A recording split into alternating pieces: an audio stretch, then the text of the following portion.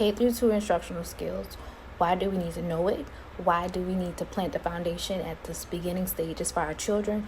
Why is it imperative that we understand the processes, the actual content knowledge to be able to teach our children how to read and not just simply put a book in front of their faces and expect them to become fluent readers? We didn't become fluent readers that way, so why do we expect our children to do so, right? So when we talk about foundational skills, we always talk about, particularly reading foundational skills, we always talk about the big five. But what's the big five? And when we have the big five, what's missing from the big five? So my plan for the K through 2 Fun Foundational Skills workshop is to really ground ourselves in targeted reading instruction, understanding the big five, what's missing from the big five, and how to effectively plan whole group and small group lessons for reading instruction. Here's the big five. When we speak about the main components of reading structure, to build fluent and comprehensive readers, we're speaking about phonemic awareness, phonics, fluency, vocabulary, and comprehension, right?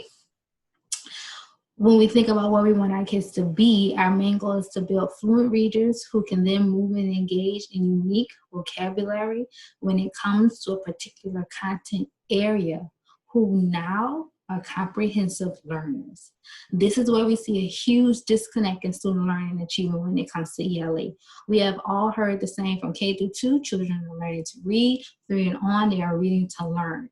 The only way to ensure our students are ready to engage in extensive content like science, where the vocabulary is everything, we have to lay a foundation, and that foundation is in phonemic awareness. Here's a chart that demonstrates the breakdown of phonemes to graphemes, which means sounds to letters. Then we're understanding the smallest unit of sound. I'm gonna say that again. We're understanding the smallest unit of sound where we are building to begin phonics. So here we have phonemes, we have graphemes, the sound B, the graphemes B, or the variations of how that sound is represented. This is where we're getting to phonics. Can I decode? Can I encode? Can I spell these words when given those sounds? So we have 44 phonemes here. This is what we expect our children to master by the end of first grade. Let that sink in. All of these 44 phonemes, we want them to master. Some of us do not even haven't even mastered the 44 phonemes ourselves. It's a challenge for us to even spell words correctly because of the exceptions in the English language. So if I am challenged with the task of getting our students to manipulate phonemes or sounds, then that means my student has to be rooted in sounds that the words are comprised of. So there is something missing from this big five. And what's missing is phonological processing, the awareness of sound. This is where our children begin to engage in the language system before they are taught how to read the words on the page. This is where they're building their capacity to hear the sounds in words before they move to any type of phonics where they're reading the words off of the page.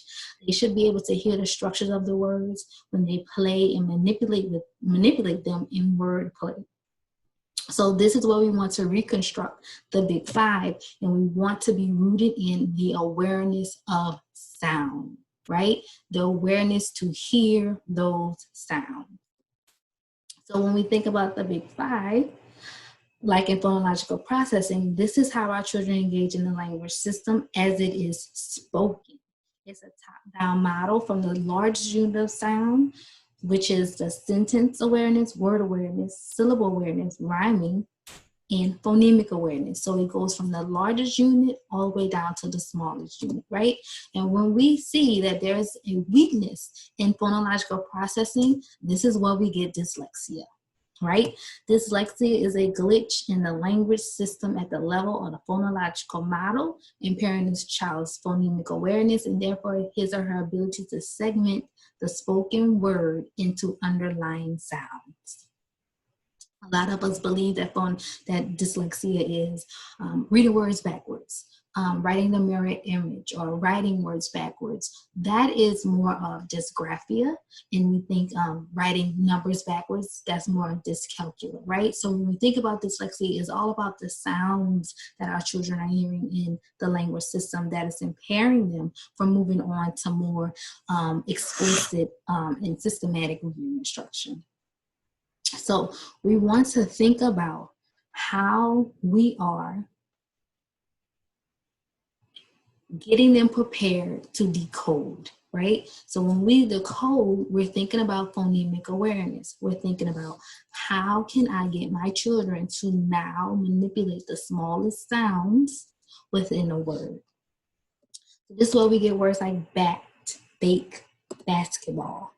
Those words, when we get to those words pretty much mean the same thing to children who are dyslexic or who have a weakness in phonological processing. They see the B and the A in all these words, and they'll just guess whatever word they associate with those letters. They're not particularly reading, right? Or you have children who are just guess. They'll guess whatever they think is associated with those letters. So we want to build their capacity to be able to break those phonological processing. And there are different tools and different methods on how to teach children who have a weakness in phonological processing. So phonics is highly contingent upon phonemic awareness. Without it, these words like bat, bake, basketball will all be the same word to a child who has a weakness in phonological processing. So here we are. So we want to think about the Big 10. The Big 5 is built upon phonemic awareness. So when I say the Big 10, we're reconstructing how we think about the components of reading instruction. Kindergarten, this is where we are. You are rooted in phonological processing. This is the end all be all. You are laying the foundation for our children. You matter. You are important. It is imperative. I cannot stress how important you are to us in our academic careers. Even as educators, we need you.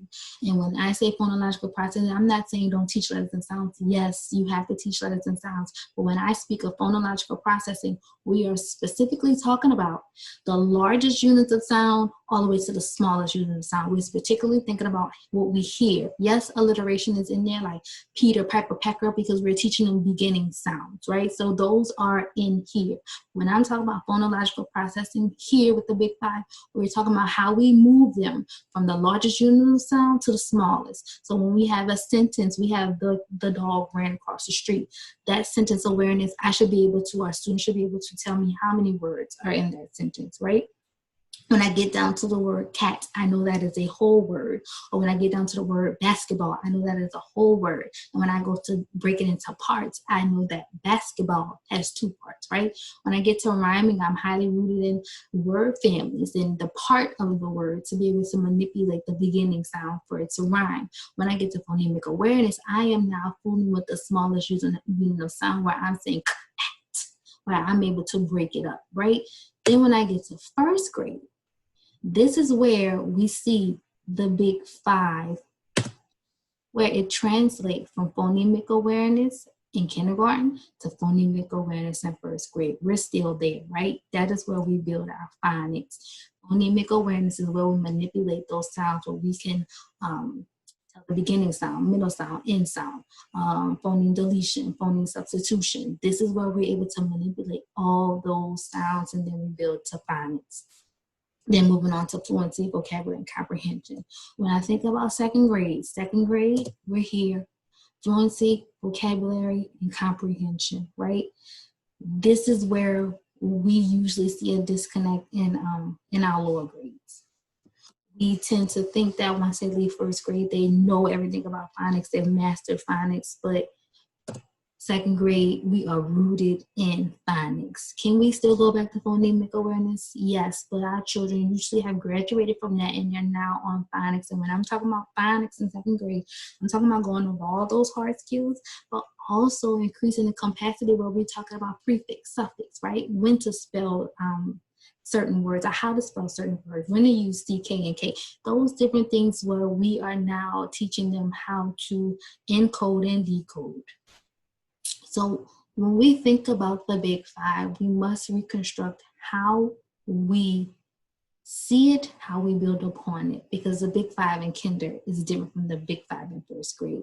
Yes, we still teach comprehension in kindergarten, but when we want to build skilled, strong content knowledge students where they have a conceptual understanding, where they can then go on and deal with these harder, more challenging words, we are rooted in the sounds of the language. So I hope this gives you an overview of what I plan to do when we come to the conference for Black Girls Teach, and why I want to do this and why it is needed, so we can kind of address the issues that we're having when it comes to reading, and why our children aren't reading at the rates that we expect them to, or why from year in and year out we're having these issues where our students are slipping through the cracks and they really don't know, or teachers really don't know how to move our children to the next level. So I thank you for listening. I thank you for considering me. And I hope to see and speak to you all soon. Have a great day.